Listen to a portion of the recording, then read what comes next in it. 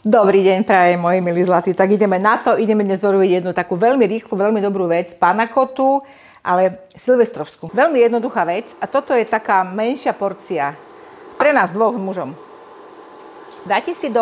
Najprv si dajte do studenej vody 4 plátky želatíny. Dobre. 2 deci smotany, deci mlieka. Vanilkový cukor. Veľmi jednoduché. Vanilkový cukor. A dajte tam trochu cukru. Nie veľa, pretože tam bude vaječný koniak, aj ten je sladký. Necháme zovrieť. Vidíte, že už sa mi to varí. Môžeme vypnúť. Tak, a do horúceho nie variť. Dáme želatínu. Tu ju vyžmýchame. Poriadne rozpustíme, aby tam neboli hrčky. A na záver prijeme vaječný koniak.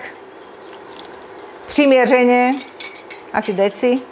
Tak, vonia to pekne. Dáme to do 3, aby sme toho nemali veľa, aby sme sa náhodou neopili.